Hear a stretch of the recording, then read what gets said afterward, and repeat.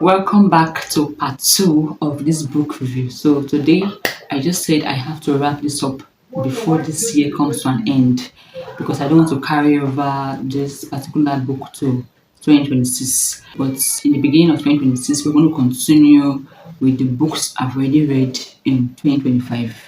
We're going to do a review on all of the remaining 19 books by the grace of God before I start reading new books in 2026. So we stopped at the part where he went to ministry school. So we're going to continue from that part. Let's go.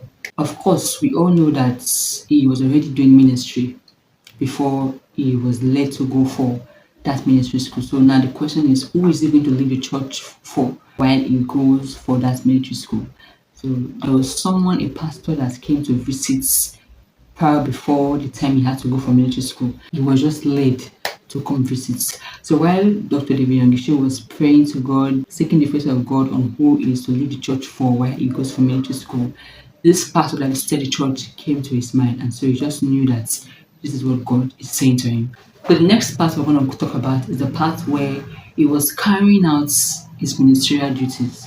He was baptizing the members, and he got an attack while he was baptizing the members. So he fell and he was rushed to the hospital, and they diagnosed him with pneumonia. So after the attack that he had while baptizing the members, he was hospitalized. And while he was in the hospital bed, the lady that he normally calls mother, lay minister, Show, I'll put the name there. She kept on speaking words to him, kept on praying for him. And there was a particular night that he had a vision.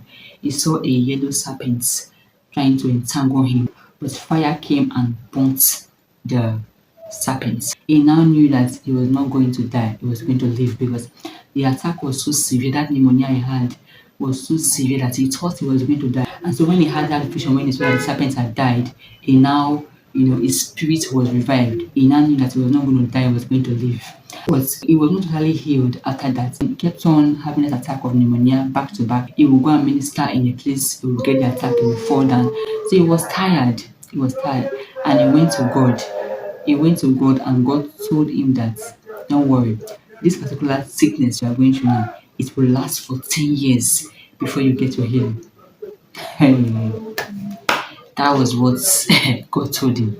That sickness is going to last for 10 solid years before he gets his healing. So because of his health, he couldn't function properly. He had to find a way to dispatch some duties to people in the church. So the lady that he normally calls mother gave him an idea that women can handle some things in his church. But at the time, there used to be a veil demarcating between men and women in the church. That's how hard it was. When you told him that women can do some things in the church, he didn't really take it at first, but he went to pray, and God showed him through scriptures where women carried out some assignments in the church. God opened his eyes to see the scriptures, and then he believed that he could share some duties to women, and that was what he did.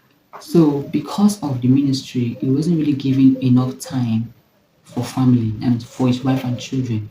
He wasn't really given enough time, and he wasn't aware, or maybe he thought that the first ministry he had was the church. But thank God, God spoke to him that the first ministry you have is not the church. The first ministry, the first assignment you have is your wife, it's your family. That's the first thing you have. And thank God he listened to the voice of the Holy Spirit, and he started having time for his wife, for his children, for family.